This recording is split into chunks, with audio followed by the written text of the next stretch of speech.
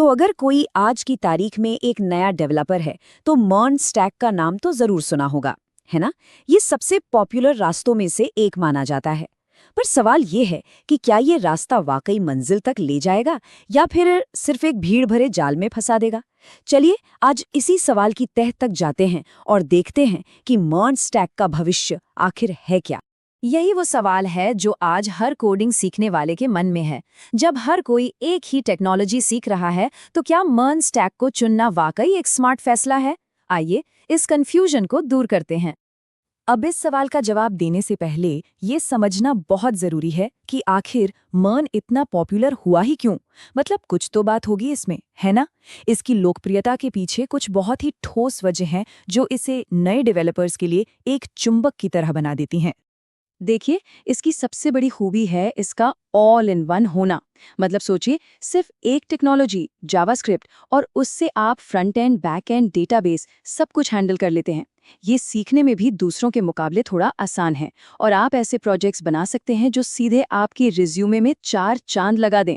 तो जाहिर है जब कोई चीज़ इतनी कमाल की हो तो हर कोई उसे सीखना चाहेगा ही। पर यहीं पर एक पेंच है। जब हर कोई एक ही रास्ते पर चलने लगता है तो वहां ट्रैफिक जैम हो जाता है। और बिल्कुल यही मर्न स्टैक के साथ हो रहा है। जो इसकी सबसे बड़ी ताकत थी यानी इसकी पॉपुलैरिटी, वही अब इसकी सबसे बड़ी चुनौती बन गई है। इसी को हम कहते हैं सैचुरेशन। अब इस नंबर को देखिए। पिछले कुछ टाइम में टेक इंडस्ट्री में 1 लाख से भी ज्यादा लोगों की नौकरियां गई हैं। इसका मतलब ये है कि मार्केट में अचानक से बहुत सारे अनुभवी डेवलपर्स आ गए हैं और ये सब उन्हीं नौकरियों के लिए कंपटीशन में हैं जिनके लिए फ्रेशर्स भी अप्लाई कर रहे हैं। और जब मार्केट में पहले से ही इतने अनुभवी लोग हों और नए सीखने वाले भी वही टेक्नोलॉजी सीख रहे हों, तो नतीजा क्या होता है? एक बहुत ही ज्यादा भीड़ भाड़ वाला एंट्री लेवल मार्केट। हर किसी के रिज्यूमे में एक जैसा स्किल सेट होता है, जिससे भीड़ में अलग दिखना बहुत मुश्किल हो जाता है। तो एक फ्रेशर के लिए इसका मतलब क्या है? सीधी सी बात है, कंपटीशन बहुत तगड़ा हो गया है। सैकड़ों रिज्यूमे के ढेर में से आपका रिज्यूमे शॉर्टलिस्ट होना ही एक बड़ी चुनौती बन जाता है।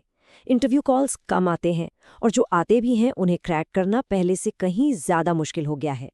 लेकिन रुकिए, कहानी इतनी सीधी भी नहीं है। अगर हम मर्न स्टैक को थोड़ा तोड़कर देखें, मतलब इसके अलग अलग हिस्सों को, तो डिमांड की तस्वीर एकदम बदल जाती है। ये एक सिक्के के 2 पहलुओं जैसा है और इसे समझना आपके करियर के लिए बहुत बहुत जरूरी है। अब ये बात जरा ध्यान से सुनिए। ये किसी इंडस्ट्री एक्सपर्ट का कहना है।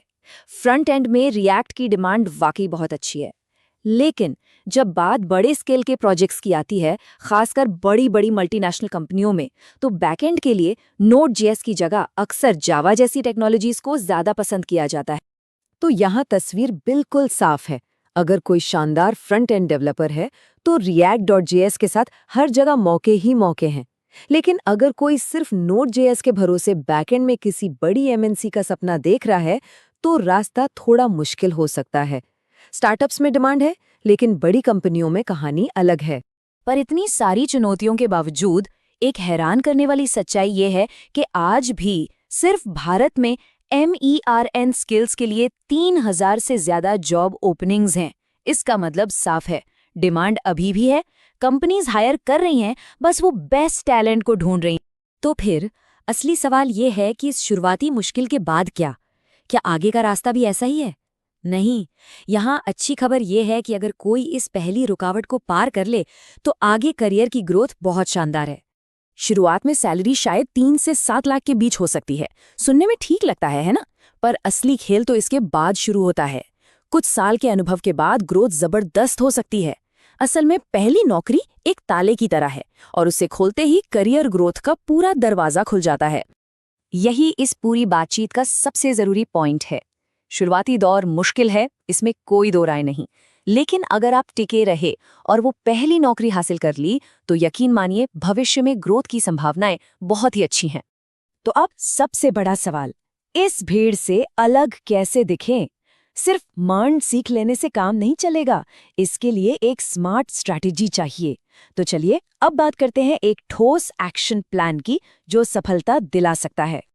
पॉइंट नंबर 1, स्टैक में महारत हासिल करें। सिर्फ ऊपर ऊपर से नहीं, गहराई तक जाकर सीखें।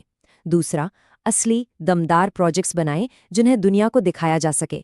तीसरा और सबसे ज़रूरी, डेटा स्ट्रक्चर्स और एल्गोरिदम यानी डीएसए, इसे कभी नज़रअंदाज ना करें। चौथा, अपने कोड को गिटहब पर एक प्रोफेशनल पोर्टफोलियो की तरह सजाएं। और पांचवां, लगातार अप्लाई करते रहें, हिम्मत मत हारें। अब ये डीएसए, कई लोग इसे एक मुश्किल सब्जेक्ट समझकर छोड़ देते हैं, लेकिन ये गलती बिल्कुल मत करना। ये सिर्फ एक टॉपिक नहीं है, ये इंटरव्यू क्रैक करने की चाबी है।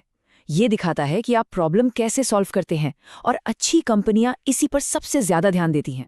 तो चलिए इस पूरी चर्चा को समेटते हैं। मर्न स्टैक खत्म नहीं हुआ है, लेकिन हाँ, एंट्री लेवल पर कंपटीशन बहुत ज्यादा है। अगर पहली बाधा पार हो गई तो ग्रोथ शानदार है। सफलता का मंत्र क्या है? अपने स्किल्स को गहरा करें, दमदार प्रोजेक्ट्स बनाएं, और सबसे अहम बात, एक रास्ते पर टिके रहें।